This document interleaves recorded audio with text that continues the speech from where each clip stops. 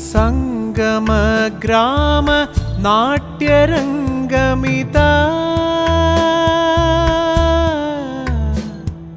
സംഗമഗ്രാമ നാട്യരംഗമിതാ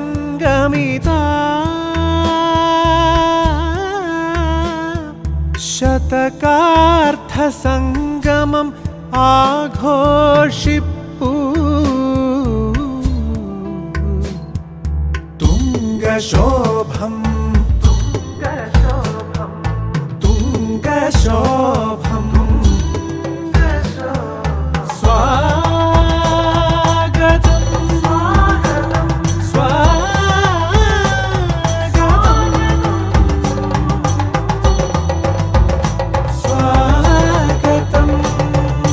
സ്വാഗതം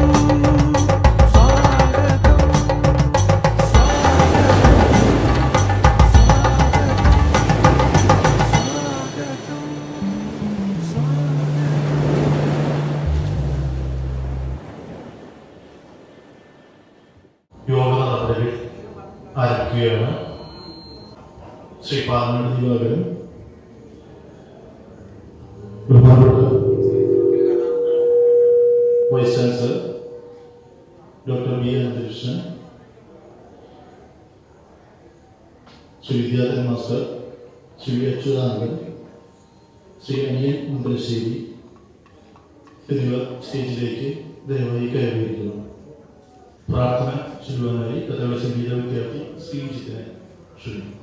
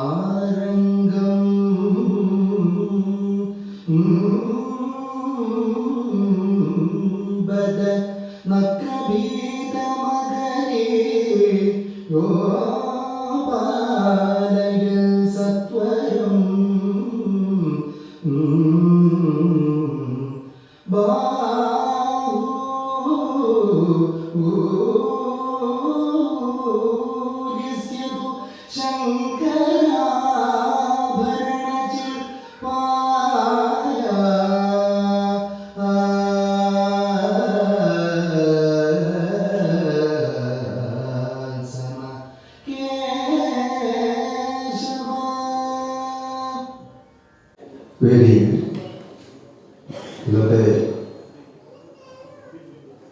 അധ്യക്ഷനായിട്ടുള്ള Kerala vice chancellor doctor B Ananthakrishnan sir, ഇന്ന് ഈ കഥകളി സംഗീതോത്സവം പ്രാരംഭം കുറിച്ചുകൊണ്ട് ദീപങ്ങളൊക്കെ ഉദ്ഘാടനം ചെയ്ത് നമ്മോട് സംസാരിക്കുന്നു. ഇന്ന് നമ്മുടെ എല്ലാം പ്രിയപ്പെട്ട, ഇന്ന് എന്നല്ല എന്നും നമുക്കെല്ലാം പ്രിയപ്പെട്ട വിദ്യാധരൻ മാസ്റ്റർ, അതുപോലെ ഇന്ന് ഈ പരിപാടിക്ക് ആശംസ നേരുന്ന അച്യുതാനന്ദൻ സാർ, അക്കാദമിക് കോർഡിനേറ്ററാണ് കാര്യങ്ങളൊക്കെ, അതുപോലെ ഈ Alappuzha doctor K N Krishnan സ്മാരക കഥകളി ക്ലബിൻ്റെ പ്രസിഡൻ്റായിട്ടുള്ള അനിയൻ മുമ്പലശ്ശേരി,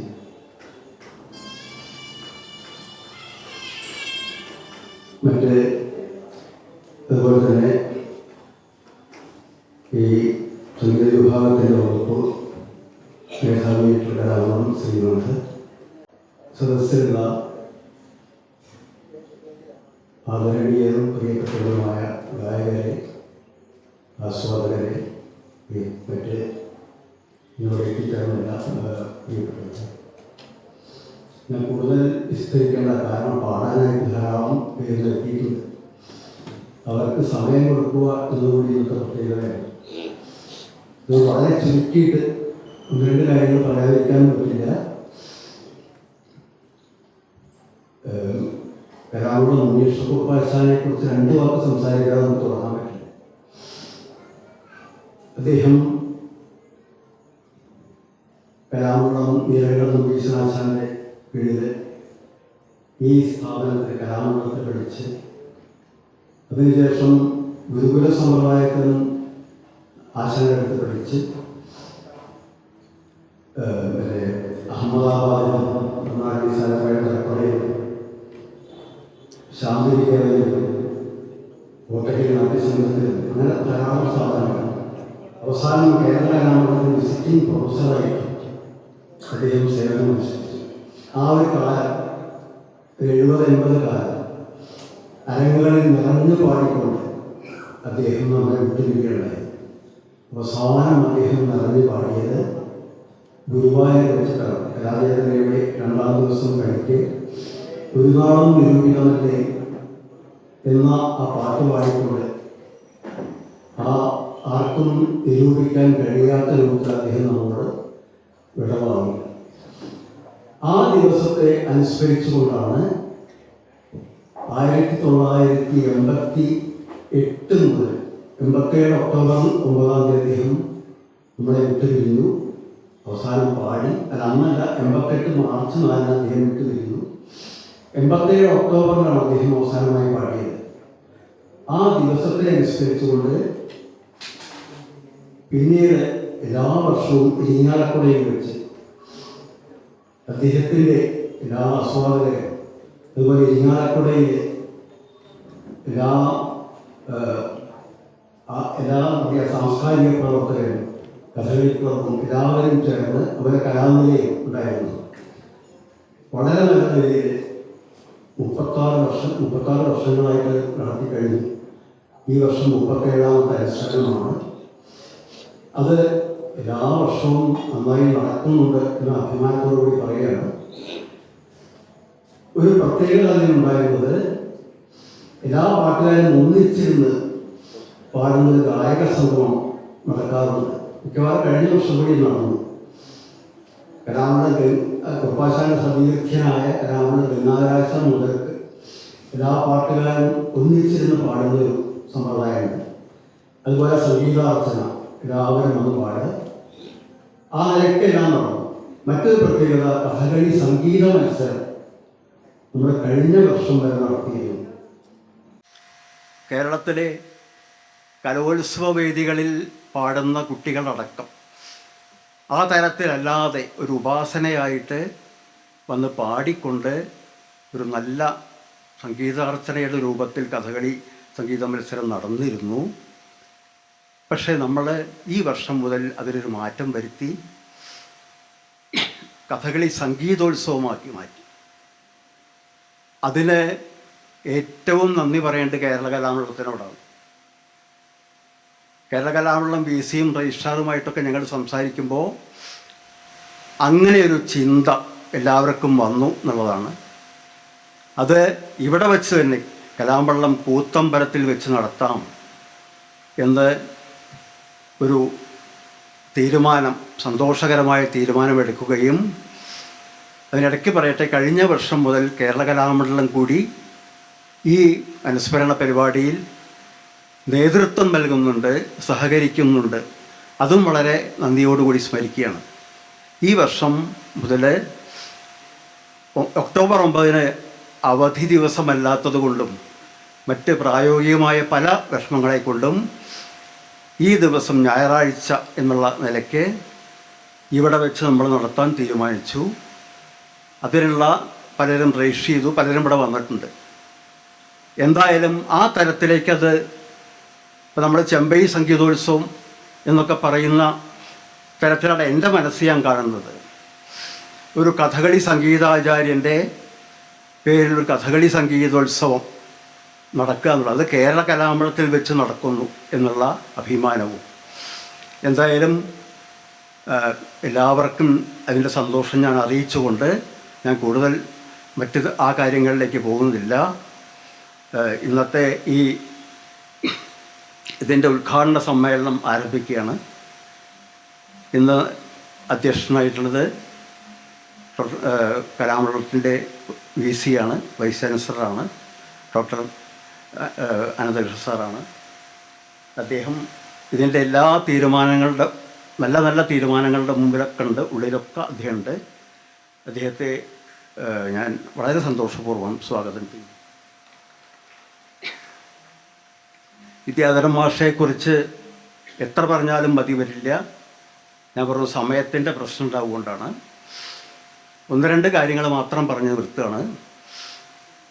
ഇരിങ്ങാലക്കുടയിൽ ഇത്തരത്തിലൊരു പരിപാടിക്കാണ് ഞാൻ അദ്ദേഹത്തെ ആദ്യം കാണുന്നത്. അപ്പോൾ അദ്ദേഹത്തിൻ്റെ സംഗീതം എല്ലാ തുറകളിലേക്കും കൊണ്ടുപോകുന്ന ഒരാളാണെന്ന് അന്ന് എനിക്ക് മനസ്സിലായി. അന്ന് ആ തരത്തിലൊരു പരിപാടിയായിരുന്നു. പിന്നെ എൻ്റെ നാട്ടിലെ പ്ലാമന്തോട് ഒരു സാംസ്കാരിക പരിപാടിയിൽ കഴിഞ്ഞ വർഷം ഞാൻ കണ്ടു. അന്ന് നല്ലൊരു പ്രഭാഷണം, ഒരു സംഗീതവുമായി ബന്ധപ്പെട്ട്. അങ്ങനെ പാടുക എന്നതിലുപരി സംഗീതത്തിനെ, പാട്ടിനെ പറ്റി പലർക്കും എത്തിക്കുക എന്നുള്ളൊരു മനോഭാവം കൂടിയുള്ള ആളാണ്. അദ്ദേഹത്തിനെക്കുറിച്ച് ഞാൻ കൂടുതൽ പറയുന്നില്ല. കുറേ കാലമായി സംഗീത സഭര്യ ചെയ്യുന്നു. പക്ഷേ ഈ വർഷം അദ്ദേഹത്തിന് സംസ്ഥാന ഏറ്റവും നല്ല ഗായകനെന്ന ബഹുമതി കിട്ടിയിട്ടുണ്ട്. അതുപോലെ തന്നെ നമുക്കറിയാം, കഴിഞ്ഞ ഒക്ടോബർ 1 തോന്നുന്നു, തിരൂരിൽ വെച്ച് അദ്ദേഹത്തിൻ്റെ ലൈഫ് അച്ചീവ്മെൻ്റായിട്ട് അദ്ദേഹത്തിൻ്റെ വയോജന ദിനത്തിൽ വെച്ച് മന്ത്രി ശ്രീമതി ബിന്ദു ടീച്ചർ അദ്ദേഹത്തെ പുരസ്കാരം നൽകി ആദരിക്കുകയുണ്ടായി. അപ്പോൾ അദ്ദേഹത്തിനെ നമ്മളെല്ലാവരും എന്നോ ആദരിച്ചു കഴിഞ്ഞു. ഇപ്പോൾ സർക്കാരും എല്ലാ തരത്തിലുള്ള സാംസ്കാരിക പ്രവർത്തനം ഈ വർഷം കൂടുതൽ അംഗീകാരങ്ങളും നൽകുന്നുണ്ട് എന്നുള്ളതാണ്.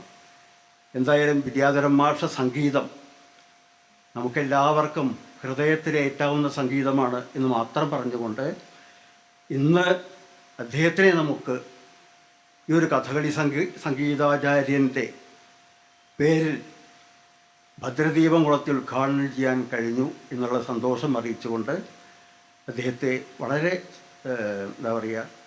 നന്ദിപൂർവ്വം സ്വാഗതം ചെയ്യുന്നു.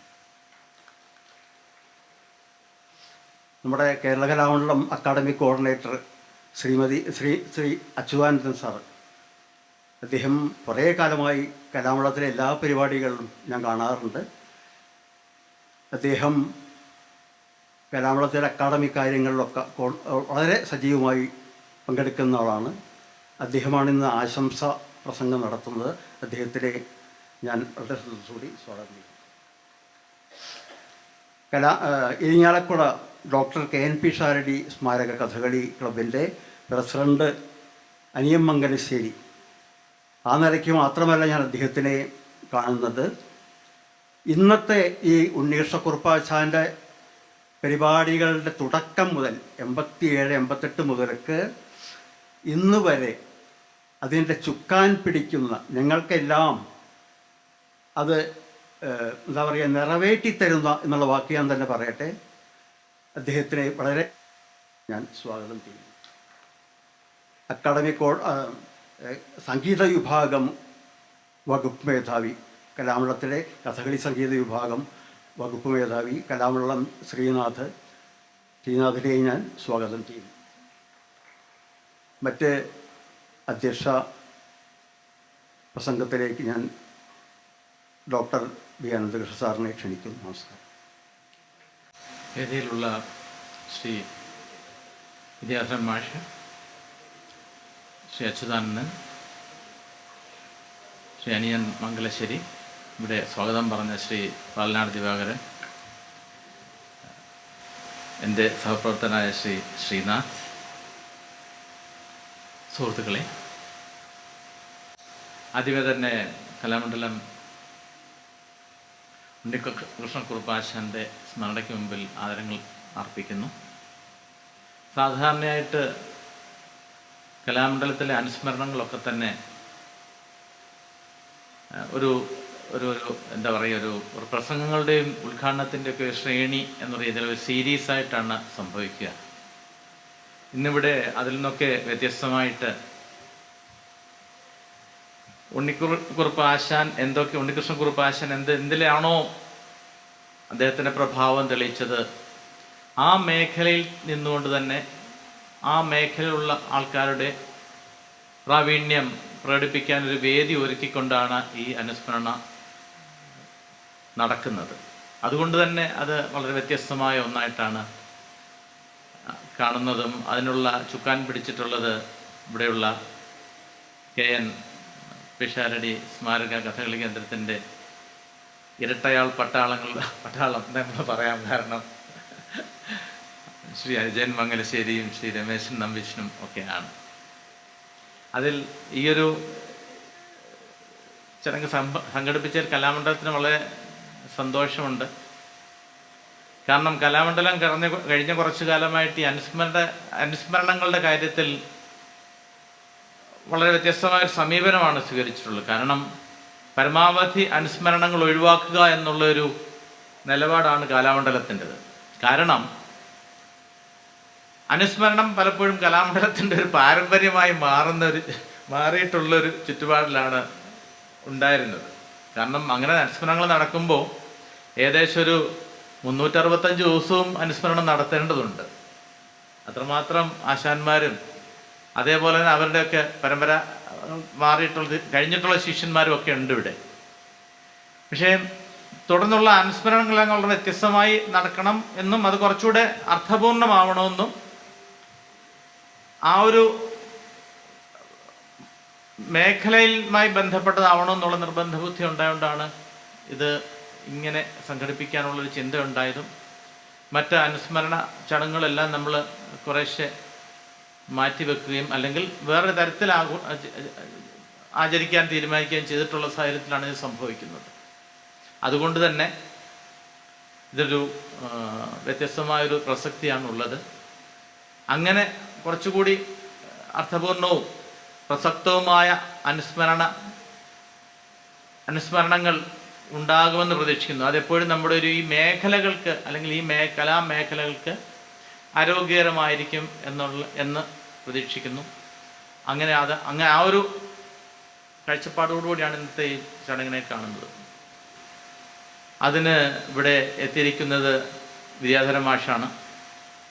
കാരണം എന്തുകൊണ്ടും ആപ്റ്റായിട്ടുള്ളൊരു വ്യക്തിയാണ് അദ്ദേഹം ഈ ഒരു ചടങ്ങ് ഉദ്ഘാടനം ചെയ്യാൻ. കാരണം ഇവരുടെ രണ്ടുപേരുടെയും പാട്ടുകൾ ഞാൻ കേട്ടിട്ടുണ്ട്. രണ്ടുപേരിനും പൊതുവായ ഒരു സ്വഭാവമുണ്ട്. കാരണം സംഗീതത്തെ കഥകളിക്കപ്പുറത്തേക്ക് അല്ലെങ്കിൽ സംഗീതത്തിനപ്പുറത്തേക്ക് ഒരു അനുഭവമാക്കി മാറ്റാൻ അല്ലെങ്കിൽ ഒരു ഇമേഴ്സീവ് എക്സ്പീരിയൻസ് എന്ന രീതിയിലാണ് ഈ രണ്ട് സംഗീത വിദ്വാൻമാരും അല്ലെങ്കിൽ മേഖലയിലെ പ്രഗത്ഭരും ഇവിടെയും ഒരു എന്താ പറയുക മുഖമുദ്രയായിട്ട് കാണാനാവുന്നത്. വളരെ സന്തോഷമുണ്ട് ശ്രീ വിദ്യാധര മാഷയുടെ എത്തിയതിൽ. ഇനി ചടങ്ങുകളിലേക്ക് കടക്കാം. ഭദ്രദീപം കൊളുത്തി കലാമണ്ഡലം ഉണ്ണികൃഷ്ണക്കുറുപ്പ് അനുസ്മരണ കഥകളി സംഗീതോത്സവം ഇവിടെ ഉദ്ഘാടനം ചെയ്യുകയാണ്. ചടങ്ങിലേക്ക് ഇതാ കടക്കുകയാണ്.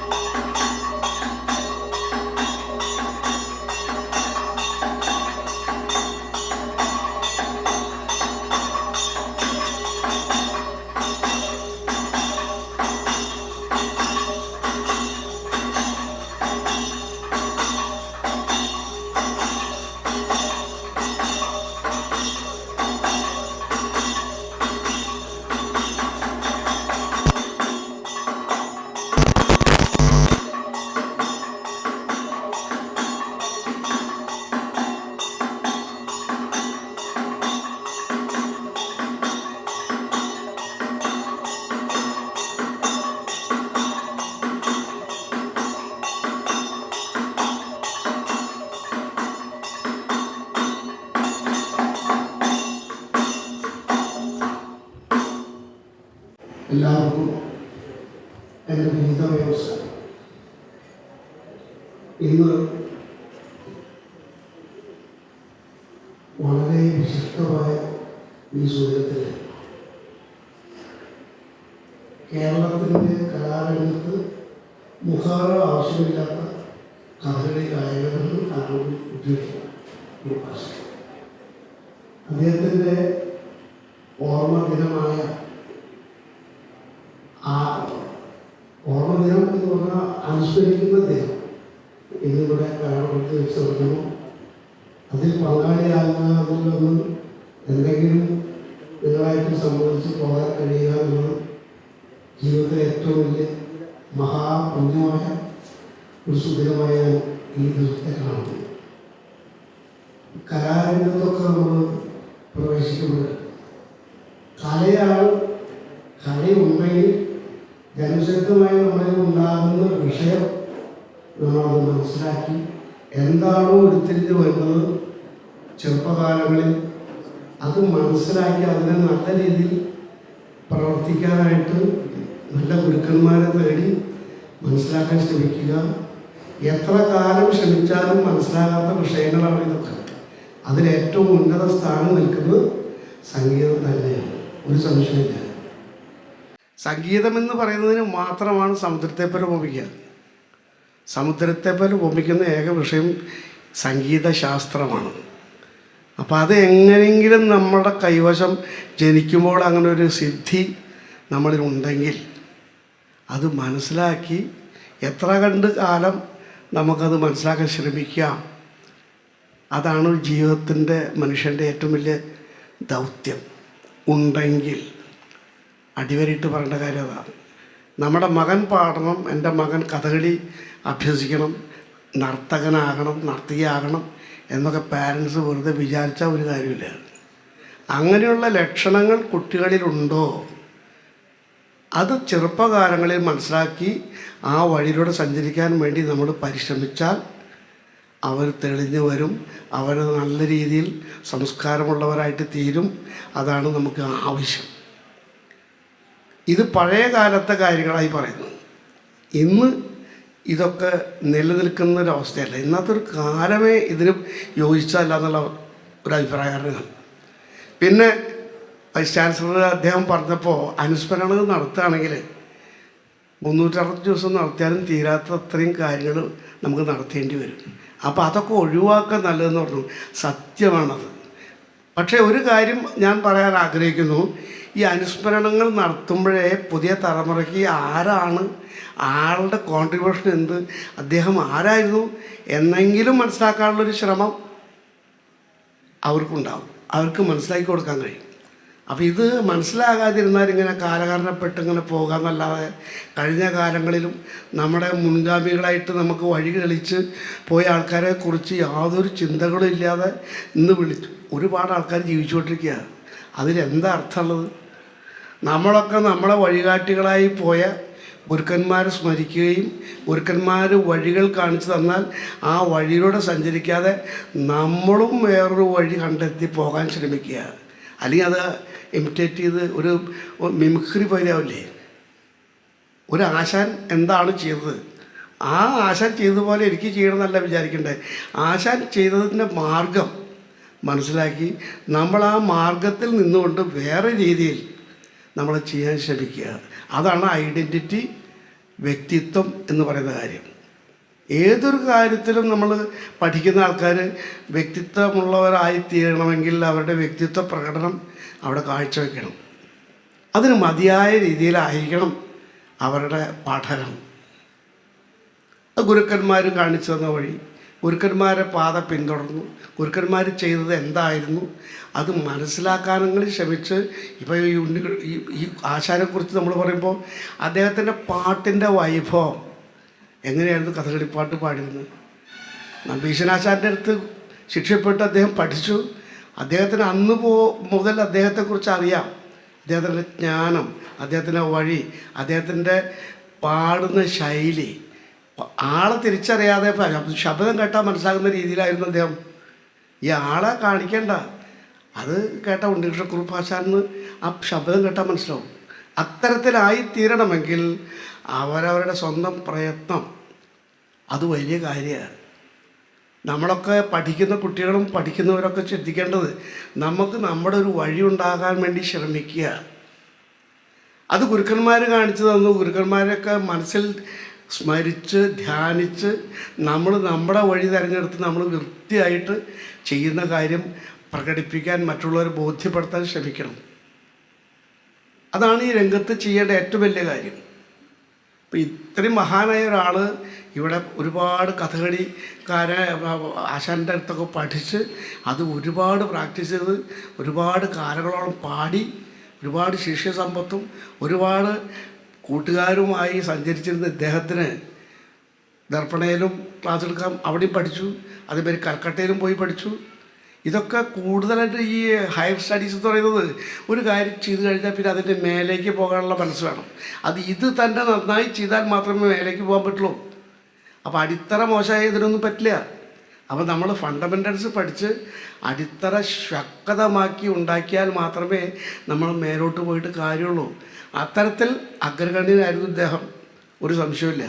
അപ്പം അദ്ദേഹത്തെക്കുറിച്ച് എന്തെങ്കിലുമൊക്കെ പറയുക, അദ്ദേഹത്തെ സ്മരിക്കുക എന്ന് പറയുന്നത് എൻ്റെ ജീവിതത്തിലെ ഏറ്റവും വലിയ പുണ്യമുള്ള കാര്യമാണത്.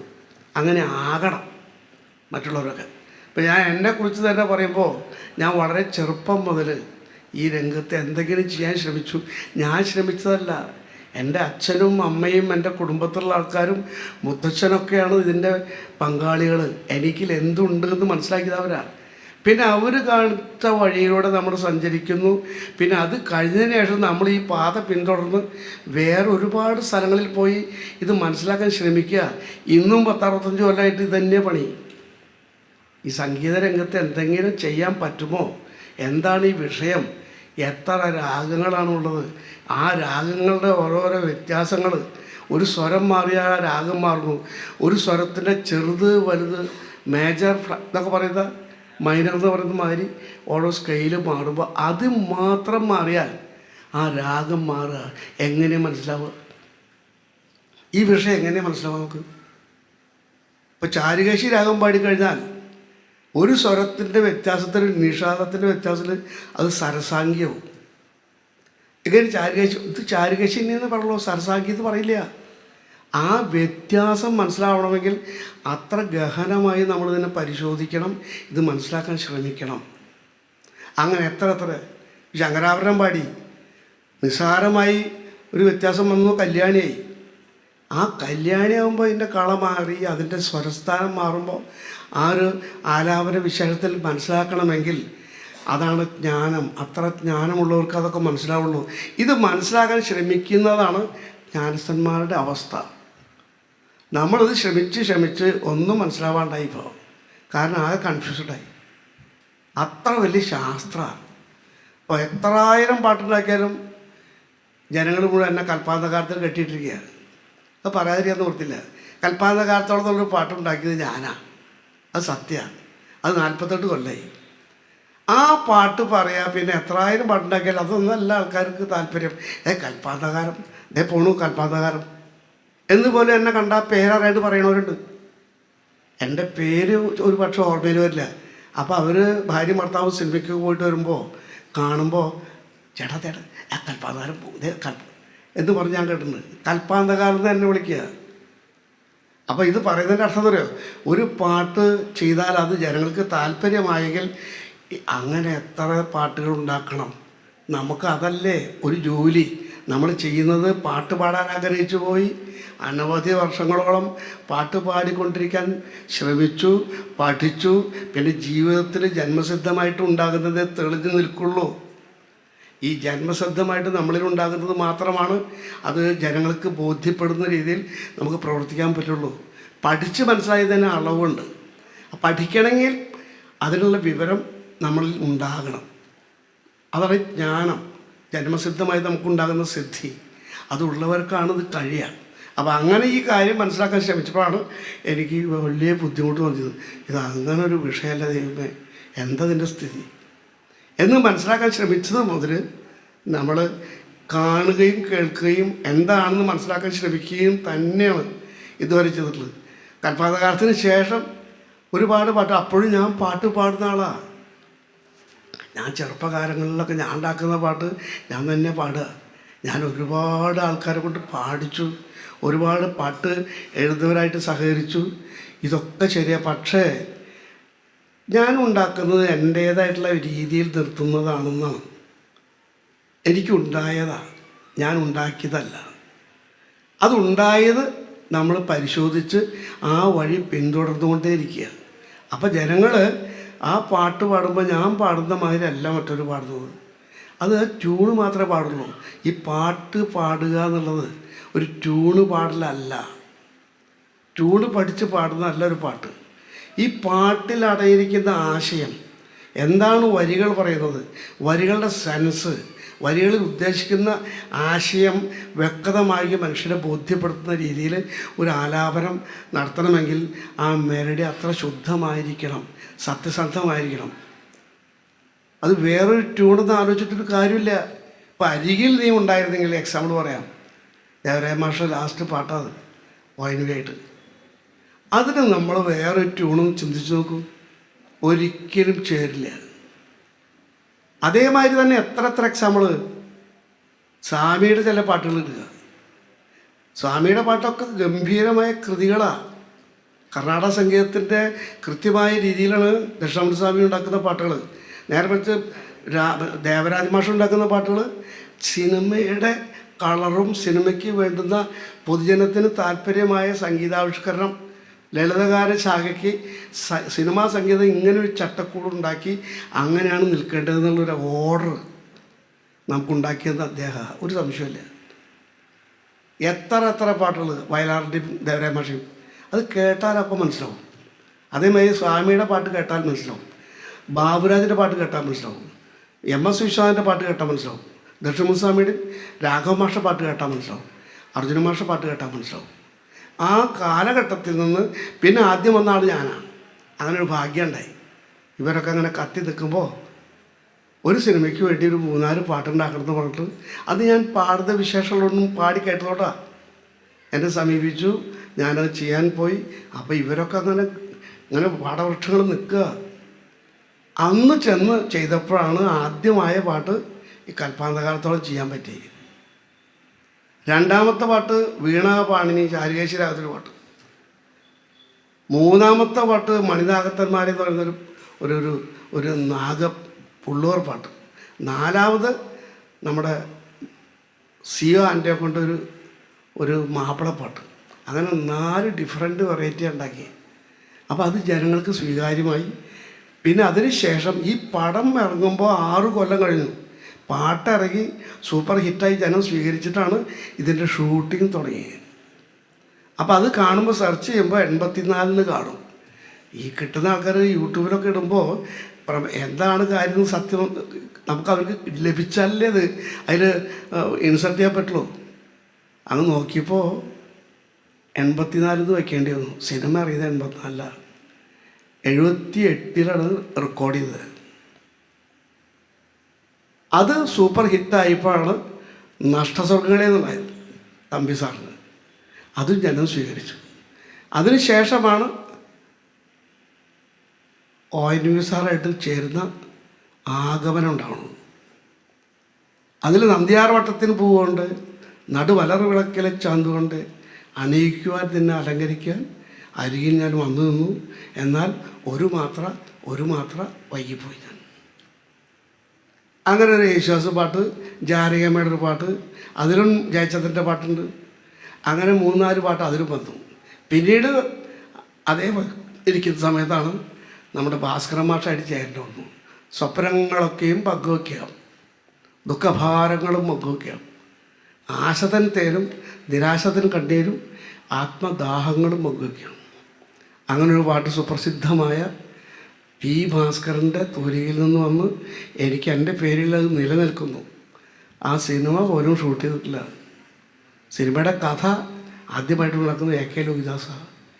AK ലോഹിദാസ് എന്ന് പറഞ്ഞാൽ സൂപ്പർ ഹിറ്റുകൾ മാത്രം ഉണ്ടാക്കിയ നമ്മുടെ അഭിമാനമായ ആളാണ്.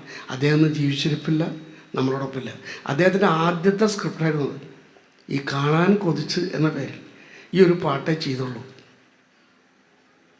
അങ്ങനെ വരുന്നു. പിന്നെ അത് കഴിഞ്ഞ് അച്ചുവേട്ടൻ്റെ വീട്, പാദമുദ്ര, ഇതിലൊക്കെ ഉണ്ടാക്കുന്നത് കർണാടക സംഗീതത്തിൻ്റെ രാഗാസിനെ ഡിപ്പെൻഡ് ചെയ്തിട്ട് ഒരു രാഗത്തെ ബേസ് ചെയ്തിട്ട് പാട്ടിറക്കുമ്പോൾ ആ രാഗത്തിൽ നിന്ന് ലളിതഗാനത്തിനൊക്കെ എന്ത് തരത്തിൽ വേണമെങ്കിലും ചില സ്വരങ്ങൾ വ്യത്യാസപ്പെട്ടു, രാഗം അതല്ലാണ്ട് വരാം. ആ സ്വരം അതിലില്ലല്ലോ. ഇത് ഈ പരിശോധിക്കുന്ന ആൾക്കാരുടെ സ്വഭാവങ്ങളാണ്. ഒരു സ്വരം ഒരു നോട്ട് മാറി അപ്പോൾ അത് ശരിയായില്ല അങ്ങനെ പറയുന്നതിൽ അർത്ഥമില്ല. അത് ക്ലാസിക്കൽ മ്യൂസിക് തന്നെ പാടുകയാണെങ്കിൽ കൃതിയോ സംഗീതം നമ്മൾ ഒരു കീർത്തനമോ പാടുകയോ ഒക്കെ. ലൈറ്റ് മ്യൂസിക്കിന് അങ്ങനെ സിസ്റ്റം ഇല്ല. അതുകൊണ്ട് തന്നെ പാട്ടെടുത്ത് കുറച്ച് കഴിയുമ്പോൾ അതിൽ നിന്നൊന്ന് മാറ്റി ചിലപ്പോൾ ഇപ്പോൾ ഈ അടുത്തൊരു പടത്തിൻ്റെ പാട്ടുണ്ടാക്കിയപ്പോൾ അഠാണ വന്നു. അഠാണയിൽ തുടങ്ങി ഏകദേശം പല്ലവി അനുപല്ലവിയുടെ ഭാഗം വിളിക്കും ദർബാറായി. അപ്പോൾ അഠാണിയും ദർബാറും കൂടി ചേർന്നാൽ നെറ്റി ചുളുക്കില്ല എന്ന് ഉറപ്പാണ്. കാരണം ആ ഒരു കാര്യങ്ങൾ അറിയുന്ന ആൾക്കാർക്ക് കേട്ടാൽ അത് നല്ല സന്തോഷം. മധുവർഷം പാടി നന്നായിട്ട് അസലായിട്ട് പാടി ജനങ്ങൾക്ക് നല്ല താല്പര്യമായിട്ടുണ്ടത് കേട്ടവർക്ക്. അപ്പോൾ ഇതിങ്ങനെ കർണാടക സംഗീതത്തെ പഠിക്കുമ്പോൾ ദക്ഷിണസ്വാമി ആകുമ്പോൾ സൂപ്പറായിട്ട് രാഗത്തിൽ നിലനിന്ന് ഗംഭീരമായിട്ട് ചെയ്യും. ദേവരായ മാഷ് മറ്റേ രീതിയിൽ സ്വാമിയേക്കാൾ കൂടുതൽ രാഗങ്ങൾ യൂസ് ചെയ്തിട്ടാണ് ദേവരായ മാഷ. രാഘവൻ മാഷ് അദ്ദേഹത്തിൻ്റെ സ്ഥിതി അറിയോ? ഈ ലളിതഗാനത്തിൻ്റെ ഈ സിനിമാ പാട്ടുകൾക്ക് കർണാടക സംഗീതത്തിൻ്റെ രാഗം ഉപയോഗിച്ചുകൊണ്ട് അദ്ദേഹമൊക്കെ കർണാടക സംഗീതത്തിൽ കച്ചേരി നടത്തുന്ന ആയിരുന്നു. അദ്ദേഹത്തിൻ്റെ പാട്ടുകൾ കേട്ടാൽ ഇത്രയും ഫോക്ക് മലയാളികൾക്ക് ഇഷ്ടപ്പെട്ട നീലക്കുയിലൊക്കെ പാട്ടൊക്കെ കേട്ടാൽ 8 പാട്ടും ഹിറ്റാണ്. അല്ല, ആളുടെ രീതി വേറെയാണ്. അത് ലളിതഗാനവും ഫോക്ക്ലോറും മലയാളികൾക്ക് ഇഷ്ടപ്പെട്ട നമ്മുടെ മലയാള സംസ്കാരത്തിലുള്ള പാട്ടുകളാണ് മുമ്പിലുണ്ടാക്കിയിട്ടുള്ളത്. ഒരു പാട്ട് പരിശോധിച്ചാലും മാറില്ല, വേറെ തരാം. അപ്പോൾ ഇതൊക്കെ ഗുരുനാഥന്മാർ നിൽക്കുമ്പോൾ നമുക്ക് അവരൊക്കെ ധ്യാനിക്കാനും മനസ്സിൽ ഏത് സമയത്തും ഓർത്തുകൊണ്ട് ആ വഴി മനസ്സിലാക്കിയിട്ട് നമുക്ക് വേറൊരു വഴി അവരുണ്ടാക്കിയതുപോലെ ഉണ്ടാക്കാൻ കഴിഞ്ഞാൽ അത് നിലനിൽക്കും, ജനങ്ങൾക്ക് താല്പര്യമാകും എന്നുള്ളതിന് കൃത്യമായിട്ട് തെളിവാണ് ഞാനിന്ന് പറയുന്നത് എൻ്റെ രീതി വന്നത്. ഇപ്പോൾ ഫോക്ക് എന്ന് പറയുമ്പോൾ ഈ ഇദ്ദേഹം ഉണ്ടാക്കിയപ്പോൾ ആ ഫോക്ക് കൊണ്ടാണ് എനിക്ക് പുള്ളൂർ പാട്ട് ഉണ്ടാക്കാൻ പറ്റി. 2ാമത്തെ പുള്ളൂർ പാട്ട് എനിക്ക് ഉണ്ടാക്കാൻ പറ്റി. അതൊരു അനുഗ്രഹമല്ലേ. നിർമ്മാലയത്തിലൊരു പുള്ളൂർ പാട്ടുണ്ടാക്കി രാഘവമാഷ് ബ്രഹ്മാനന്ദം പാടി. അത് ശേഷം മുല്ലരേഴി എഴുതിയിട്ട് ഞാനുണ്ടാക്കിയൊരു പുള്ളൂർ പാട്ട്, അത് മഹാനായ ദാസേട്ടനെ പാടി. ആയിരക്കണക്കിന് പാട്ടുകൾ പാടിയ മഹാനായ ദാസേട്ടനെ കുറിച്ച് പാട്ട് പഠിപ്പിക്കുന്ന സമയത്ത് ലൈവായിട്ട് വരണം. ഈ നാടോടി നാട്ടിൻപുറങ്ങളിലൊക്കെ നടന്ന് പാടുന്ന പുള്ളുവന്മാർക്കും പുള്ളുത്തികൾക്കൊക്കെ കർണാടക സംഗീതമോ ഈ അക്ഷരത്തിൻ്റെ ശുദ്ധിയോ എവിടെ മുറിച്ചാൽ അപകടമാവും, ഇവിടെ മുറിക്കണം അവിടെ മുറിക്കാൻ പാടില്ല അതൊന്നും അവർക്കറിയില്ല. അവരിങ്ങനെ പാടുക, സംഗീതജ്ഞന്മാരെന്നല്ല, അവരവരെ കുലത്തൊഴിലുമാതിരി പാടുകയാണ്. അപ്പോൾ ആ പാട്ട് എങ്ങനെ വേണം എന്ന് ഇതിൻ്റെ ഡയറക്ടർ മിസ്റ്റർ അമ്പിളി എന്നോട് പറഞ്ഞപ്പോൾ അത് നമുക്ക് വളരെ ലൈവായിട്ട് തോന്നണം. അതുകൊണ്ടാണ് മാഷെ ഇപ്പോൾ നമ്മൾ ഇങ്ങനെ ഒരു പാട്ട് പുള്ളവും പാട്ട് ഉണ്ടാക്കിയെന്ന് പറഞ്ഞിട്ട് കാര്യമില്ലല്ലോ. ആ ദാസേട്ടനെ കൊണ്ട് പഠിക്കുമ്പോൾ അങ്ങനെ വരരുത്. അപ്പോൾ അവർ കുറേ ആവശ്യമില്ലാണ്ട് ശബ്ദത്തിന് നാസലൊക്കെ വന്ന് ഒരുപാട് വികലമായിട്ട് തോന്നുമെങ്കിലും ഒരു സുഖം ഉണ്ടാവരുത് അവരുടെ രീതി. അങ്ങനെ ഒരു സാധനം വേണ്ടെന്നുള്ളൂ. അപ്പോൾ തന്നെ ഞാനത് ദാസനോട് പറഞ്ഞു, ദാസേട്ടനോട് അപ്പം എൻ്റെ ശബ്ദം ഒന്ന് ഭേദപ്പെടുത്തി ഒന്ന് മാറ്റി നമുക്ക് ഇതിലേക്കൊന്ന് ചേരണമെന്ന് പറഞ്ഞപ്പോൾ ആളപ്പം ചൂടായി. അപ്പം എൻ്റെ ശബ്ദം തരക്കമില്ലെന്ന് ആൾക്കാർ പറയുന്നത്, തനിക്കത് പറ്റണോ എന്തൊക്കെ ചോദിച്ച് വൈഷമ്യായി. അല്ല, അതല്ല പറഞ്ഞത്, എങ്ങനെയാണ് പറഞ്ഞത്. ഉള്ളവന്മാർ വീട് വിടാന്തരം പാടിക്കൊണ്ടിരിക്കുമ്പോൾ അവർ റിസർച്ച് ചെയ്യുന്ന ഒരാൾ കേൾക്കാതിരിക്കുകയാണ്. അപ്പോൾ അവർ പാടുന്നു, ഭാര്യ ഭർത്താവും വീടും കുടക്കെ എടുത്ത് വെച്ച് ഇപ്പോൾ അത് പാടുമ്പോൾ അവരുടെ രീതിയിൽ പാടുക. അപ്പോൾ അങ്ങനെ വേണമെങ്കിൽ ശുദ്ധമായ ശബ്ദത്തിൽ നല്ല സുഖത്തിൽ പാടിയിട്ട് കാര്യമില്ല. അതാ പറഞ്ഞതിൻ്റെ അർത്ഥം. എന്ന് പറഞ്ഞു മൂപ്പരപ്പം കൂടെ കൂടി. എന്നിട്ട് തരങ്ങണിയിൽ ചൗക്കാളം പിരിച്ചിട്ട് അങ്ങനെ തറയിലിരുന്നിട്ട് സുഖമായിട്ട് പഠിച്ച് പാടുക. ആ പാട്ട് കേൾക്കുമ്പോൾ നിങ്ങൾക്ക് മനസ്സിലാവും യേശുദാസ പാടിയത് ഒരൊറ്റ ആൾക്കറിയില്ല.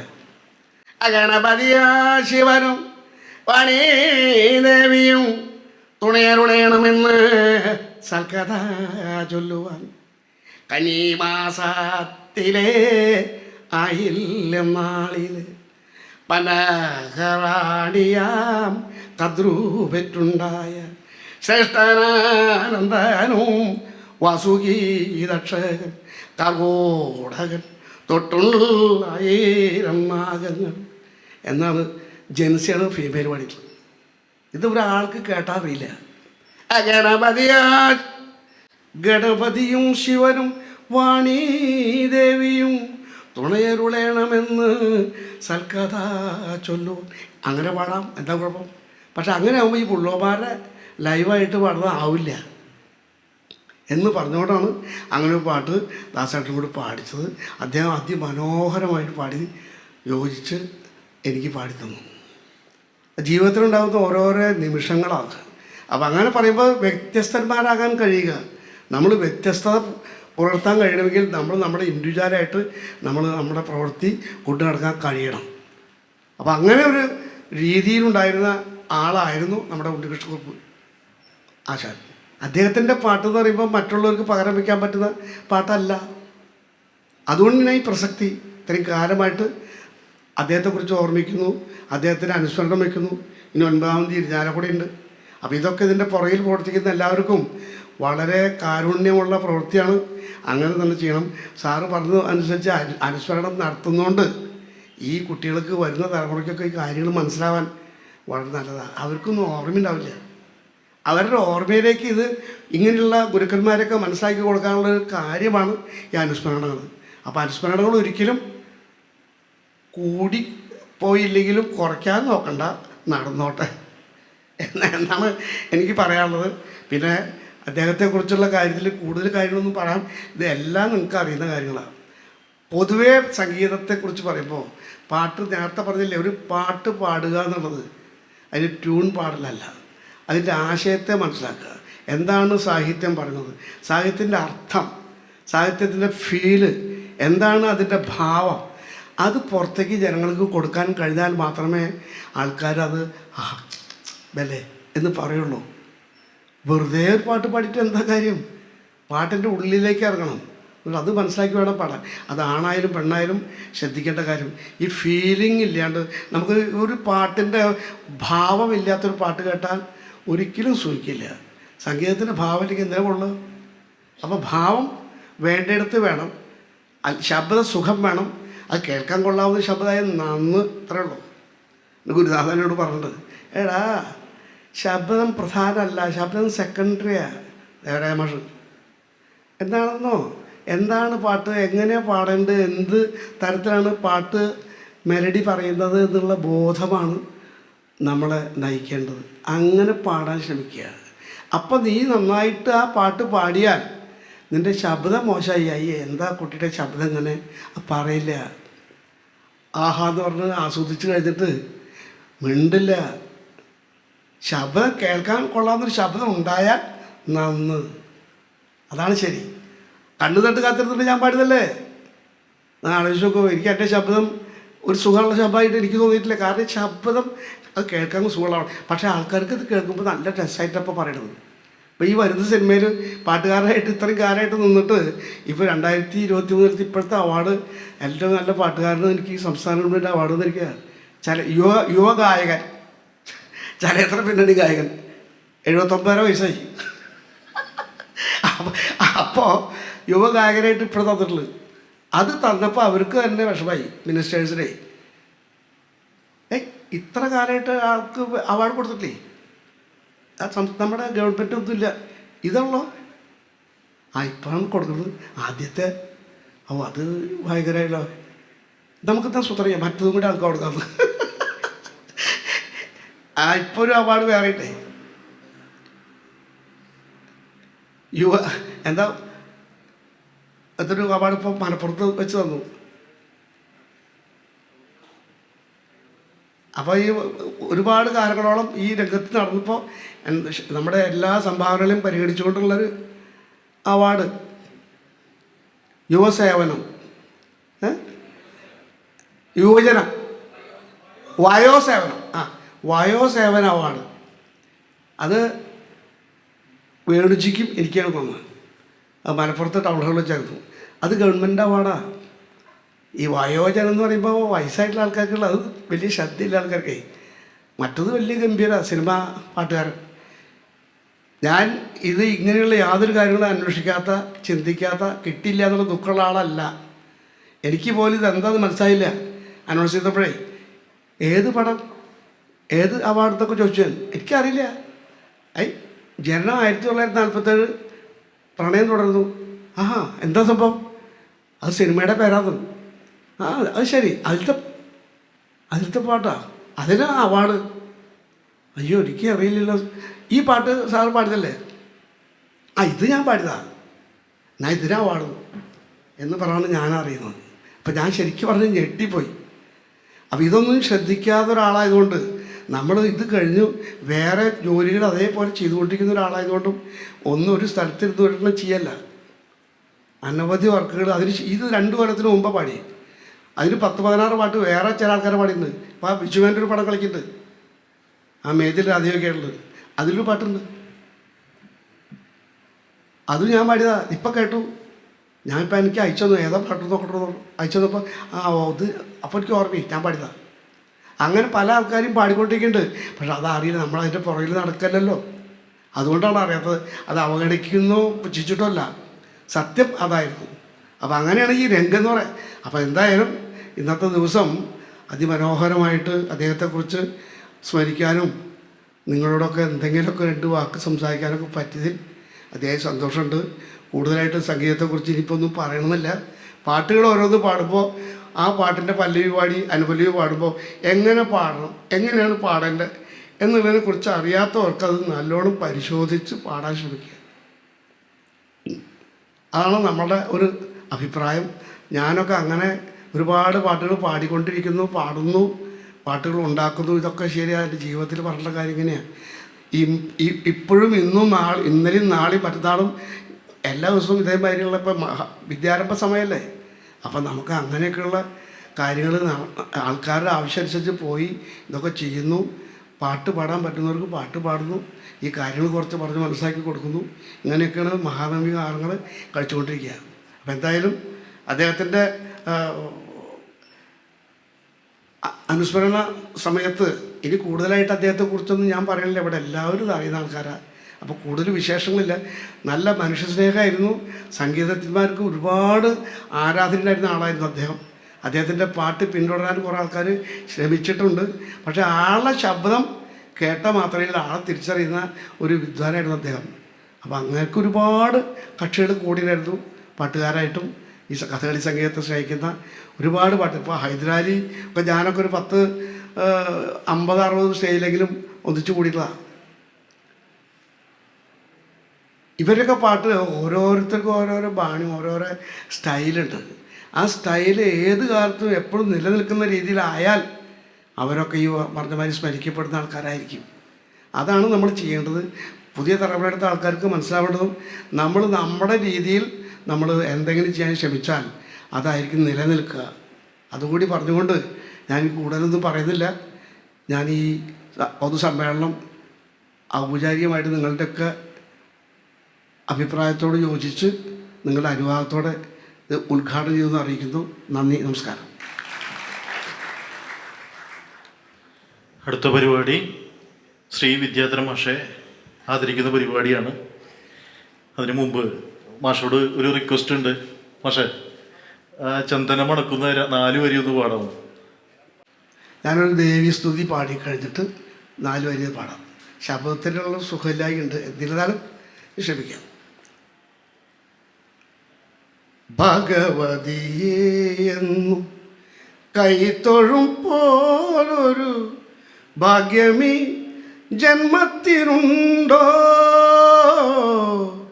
ചോറ്റാനിക്കരെ തൊഴുതാൽ പിന്നെ മാറ്റാൻ കഴിയാത്ത ദുഃഖമുണ്ടോ, സംസാര ദുഃഖമുണ്ടോ. ഭഗവതിയെന്നു കൈത്തൊഴും പോലൊരു ഭാഗ്യമീ ജന്മത്തിനുണ്ടോ, ചോറ്റാനിക്കരെ തൊഴുതാൽ പിന്നെ മാറ്റാൻ കഴിയാത്ത ദുഃഖമുണ്ടോ? സംസാര ദുഃഖമുണ്ടോ?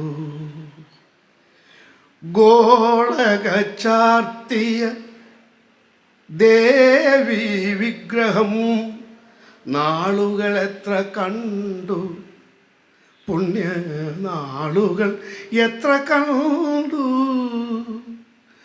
ഗോളക ചാർത്തിയ പൂജാ വിഗ്രഹം നാളുകൾ എത്ര കണ്ടു, പുണ്യ നാളുകൾ എത്ര കണ്ടു. ലക്ഷ്മീനാരായണ മൂർത്തെ നിൽ ലക്ഷാർച്ചനകൾ കണ്ടു. ലക്ഷ്മീനാരായണ മൂർത്തെ നിൽ ലക്ഷാർച്ചനകൾ കണ്ടു. അമ്മേ ദേവി ആശിതൈവളെ അജാത ശത്രുവാക്കൂ. ഭഗവതിയെ കൈത്തൊഴും പോലൊരു ഭാഗ്യമീ ജന്മത്തിനുണ്ടോ? ചോറ്റാനിക്കരെ തൊഴുതാൽ പിന്നെ മാറ്റാൻ കഴിയാത്ത ദുഃഖമുണ്ടോ? ഓ സംസാര ദുഃഖമുണ്ടോ?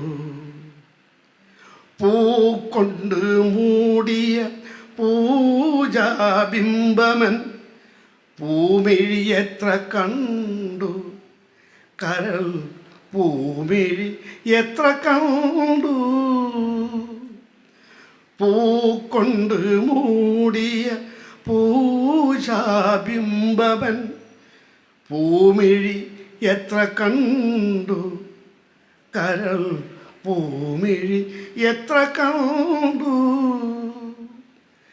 ലക്ഷ്മീനാരായണ മൂർത്തെ നിൽ ലക്ഷദീപം കണ്ടു.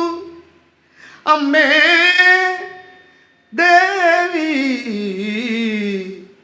ആശിതൈവളെ അജാത ശത്രുവാക്കൂ. ഭഗവതിയെ കൈത്തൊഴും പോലൊരു ഭാഗ്യമീ ജന്മത്തിനുണ്ടോ? ചോറ്റാനിക്കരെ തൊഴുതാൽ പിന്നെ മാറ്റാൻ കഴിയാത്ത ദുഃഖമുണ്ടോ? ഓ സംസാര ദുഃഖമുണ്ടോ? KS ചിത്ര പാടിയിട്ടുള്ള പാട്ടാണ് ഞാൻ ചെയ്തിട്ടുള്ള. RK ദാമോദരൻ എഴുതി വർഷങ്ങൾക്ക് മുമ്പ് ചെയ്തിട്ടുള്ള പാട്ടാണ്. ഓർമ്മയിൽ നിന്ന് ഇപ്പോൾ എടുത്ത് ഇന്നലെ കിട്ടിയതാണ്. അപ്പം ഞാൻ എഴുതി പിടിച്ചു, ഓർമ്മയില്ല.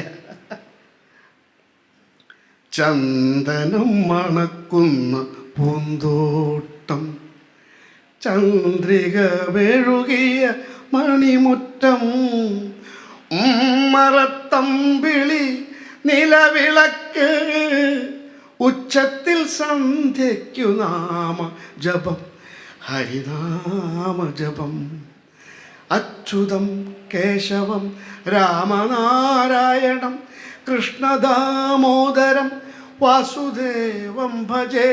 അച്യുതം കേശവം രാമനാരായണം കൃഷ്ണദാമോദരം വാസുദേവം ഭജേ. ചന്ദനം മണക്കുന്ന പൂന്തോട്ടം, ചന്ദ്രിക മെഴുകിയ മണിമുറ്റം, മറത്തമ്പിളി നിലവിളക്ക്, ഉച്ചത്തിൽ സന്ധ്യയ്ക്ക് നാമ ജപം, ഹരിനാമ ജപം. കണ്ണ് നട്ട് കാത്തിരുന്നിട്ടും, കണ്ണ് നട്ട് കാത്തിരുന്നിട്ടും, കണ്ണ് നട്ട് കാത്തിരുന്നിട്ടും എൻ്റെ കരളിൻ്റെ കരിമ്പ് തോട്ടം കട്ടെടുത്തതാരാണ്? ഓ കട്ടെടുത്തതാരാണ് പൊന്നു കൊണ്ടു വേലി കെട്ടിട്ടും എൻ്റെ കൽക്കണ്ട കിനാവ് പാടം കൊയ്തെടുത്തതാരാണ് ഓ കൊയ്തെടുത്തതാരാണ് കുമ്പിളിൽ വിളമ്പിയ പൈമ്പാലെന്നോർത്തു ഞാൻ അമ്പിളിക്കിണ്ണത്തെ കൊതിച്ചിരുന്നു കുമ്പിളിൽ വിളമ്പിയ പൈമ്പാലെന്നോർത്തു ഞാൻ അമ്പിളിക്കിണ്ണത്തെ കൊതിച്ചിരുന്നു അന്നത്തെ അന്തിയിൽ അത്താഴപാത്രത്തിൽ അമ്മതൻ കണ്ണീരോ തിളച്ചിരുന്നു അങ്ങനെ ഞാനെന്നും കരഞ്ഞിരുന്നു കണ്ണ് നട്ട് കാത്തിരുന്നിട്ടും എൻ്റെ കരളിൻ്റെ കരിമ്പ് തോട്ടം കട്ടെടുത്തതാരാണ്.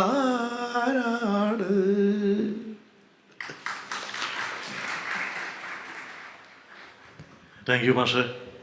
ഒരു പൂ ചോദിച്ചപ്പോൾ ഒരു പൂക്കാലം മാഷ് നമുക്ക് തന്നു. കേരള കലാമണ്ഡലത്തിൻ്റെ ആദരം അർപ്പിക്കുന്നതിനായി ബഹുമാനപ്പെട്ട വൈസ് ചാൻസലറെ ക്ഷണിക്കുന്നു. ആദരം ഏറ്റുവാങ്ങുന്നതിനായി മാഷെ ക്ഷണിക്കുന്നു.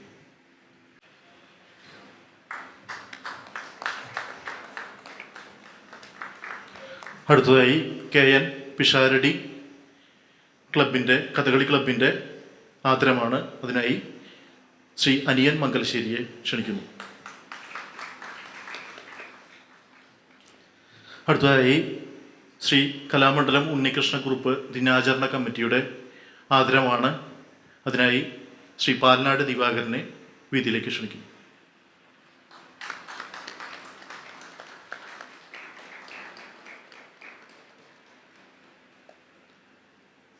ചടങ്ങിൽ അടുത്തതായി ആശംസ അർപ്പിക്കലാണ്. അതിനായി അക്കാദമിക് കോർഡിനേറ്റർ ശ്രീ വി അച്യുതാനന്ദനെ വേദിയിലേക്ക് ക്ഷണിക്കുന്നു. വേദിയിലും സദസ്സിലും ഇരിക്കുന്ന എല്ലാവർക്കും നമസ്കാരം. ഉണ്ണികൃഷ്ണക്കുറുപ്പ് ആശാൻ്റെ അനുസ്മരണത്തിനോടനുബന്ധിച്ച് ഇവിടെ രണ്ട് വാക്ക് സംസാരിക്കാൻ അവസരമുണ്ടാക്കി തന്ന എൻ്റെ സംഘാടകരോട് ആദ്യമായി നന്ദി രേഖപ്പെടുത്തുന്നു. ഉണ്ണികൃഷ്ണക്കുറുപ്പ് ആശാൻ എൻ്റെ അടുത്ത നാടിൻ്റെ, അതായത് വെള്ളിനേഴി അടുത്താണ് എൻ്റെ വീട്. അവിടുത്തെ ഒരു നാട്ടുകാരൻ കൂടിയാണ് അദ്ദേഹം. പിന്നെ അദ്ദേഹത്തിൻ്റെ കുടുംബത്തോടൊപ്പം ഹരിദാസേട്ടൻ ഇവിടെ എത്തിയിട്ടുണ്ട്. അദ്ദേഹത്തോടും ഒക്കെ ഞാൻ ഇവിടെ പലപ്പോഴും സന്ദർഭങ്ങൾ സംസാരിക്കാറുണ്ട്. എന്നിരുന്നാലും ഈ അവസരത്തിൽ ഉണ്ണികൃഷ്ണക്കുറുപ്പ് ആശാൻ്റെ അനുസ്മരണത്തിൽ എല്ലാവിധ ആശംസകളും നേരുന്നു. നന്ദി, നമസ്കാരം. KN പിഷാരടി കഥകളി ക്ലബിൻ്റെ സുവർണ മുദ്രണം സമ്മാനിക്കുന്നതിനായി ശ്രീ രമേശൻ നമ്പീശനെ ക്ഷണിക്കുന്നു. അത് ഏറ്റുവാങ്ങുന്നതിനായി ബഹുമാനപ്പെട്ട വൈസ് ചാൻസലറെയും അക്കാദമിക് കോർഡിനേറ്ററെയും വേദിയിലേക്ക് ക്ഷണിക്കുന്നു.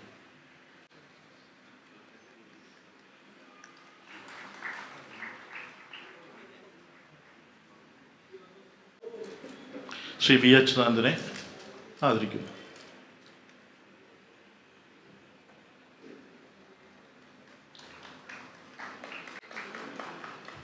നമുക്ക് ഈ ഉദ്ഘാടന സെഷൻ പെട്ടെന്ന് തീർക്കേണ്ടതുണ്ട്. അടുത്തതായി ആശംസ അർപ്പിക്കുന്നതിനായി ശ്രീ അനിയൻ മംഗലശ്ശേരിയെ വേദിയിലേക്ക് ക്ഷണിക്കും. ഇനി ഇവിടെ പാട്ട് കേൾക്കലാണ് നമ്മുടെ ഉദ്ദേശം. എനിക്കൊന്നും പറയാനില്ല. ഇതുവരെ ഉണ്ണികൃഷ്ണക്കുറുപ്പ് അനുസ്മരണ സമിതിയോട് സഹകരിച്ച 37 കൊല്ലം ഞങ്ങളെ നടത്താൻ സഹായിച്ച, കൂടെ നിന്ന എല്ലാവരോടും, കഥകളി സുഹൃത്തുക്കളോടും പാട്ടുകാരോടും പ്രത്യേകിച്ച് കേരള കലാമണ്ഡലത്തിനോടും ഉള്ള ആദരവ് മാത്രം സൂചിപ്പിച്ചുകൊണ്ട് നന്ദി പറയുന്നതിന് ശ്രീനാഥിനെ ക്ഷണിക്കുന്നു. പ്രിയമുള്ളവരെ, നമുക്ക് പെട്ടെന്ന് തന്നെ ആരംഭിക്കേണ്ടതുണ്ട്. ഈ ചടങ്ങിൽ പങ്കെടുത്ത ആദരണീയരായ എല്ലാ വ്യക്തിത്വങ്ങൾക്കും നന്ദി പറഞ്ഞുകൊണ്ട് അതുപോലെ തന്നെ ഇവിടെ പങ്കെടുത്ത എല്ലാ ആളുകൾക്കും, അതായത് ആസ്വാദകർക്കും നന്ദി പറഞ്ഞുകൊണ്ട് ഈ പരിപാടി ഇവിടെ അവസാനിക്കും.